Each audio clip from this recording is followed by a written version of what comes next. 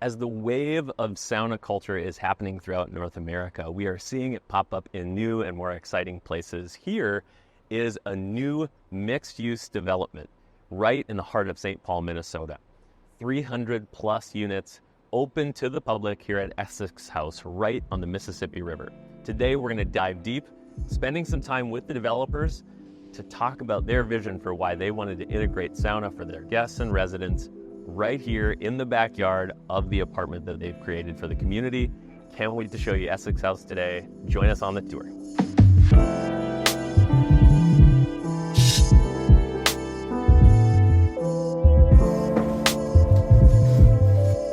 Pete, thank you for having us in the backyard. Is that what we're calling it here? The terrace? We call it the terrace off Farwell Yard. Yep.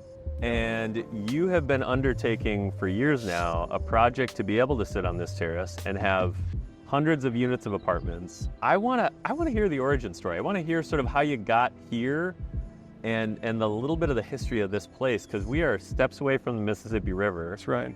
And this was formerly big time industrial. This is not new apartments previously to you guys having some vision for the area. That's right. Well, you know, what's amazing is the Mississippi lands in the world's top 5 waterways, right? And here we are in the banks of it. It's had a remarkable history of recreating on the river. Actually, in the 1920s, pre-industrialization, contaminating the waterway, you had this bathhouse that was very actively used and by all walks of life. It was a place for community to come together, and you know, naturally we find that in nature.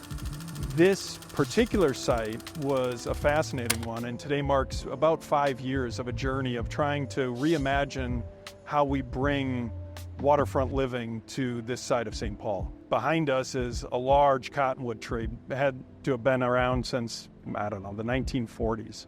And grew up in the midst of this industrialized use. In that central Farwell Yard is the varnish stacks that used to cook varnish. Clearly contaminated the soil from that era. And from the 1920s until the 70s, it was in full operation. Similar industrial uses going back to the 1885 era.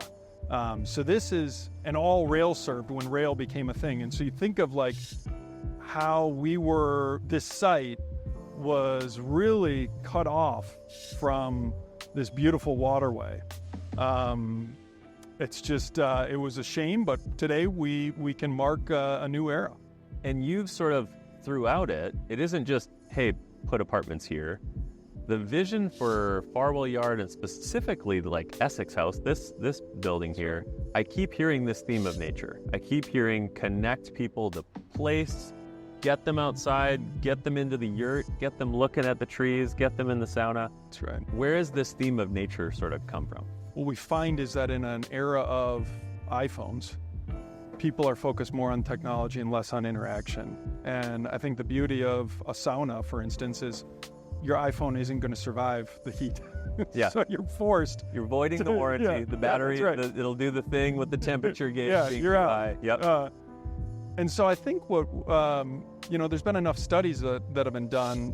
There's Dr. Beckman, who's with University of Washington, who literally publishes a study about the impact of nature on psychology and improvement in sense of purpose in life, improvement in self-worth, all the things that kind of we hope to really achieve in a life. And so in the context of this project, the question then became like, you sit on the banks of the Mississippi, how do we bring people together in nature for a positive shared experience? Because I think in doing that, we're actually offering people a healthier lifestyle. And so Esox, being the genus of the northern pike, not far from Pickerel Lake down Water Street down here, we thought, you know what, like everyone from all cultures, from all walks, finds value in nature, and they have since the start of time. So Pete, now it's open. People are signing their leases, are moving in. I saw somebody getting toured through, looking at their apartment, and they went in the sauna, they went in the yurt, and they got walked around.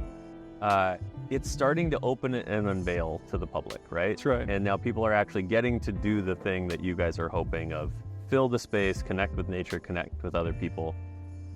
Why sauna as a specific component to that? We spent a bunch of time thinking this through and talking with you about it. I'm really proud of the work our team did to sort of also fit the aesthetic here. Yeah. But what of that, because we're talking to more folks that care about development and community, what about adding that specific modality of health and wellness fit for you guys and for this project?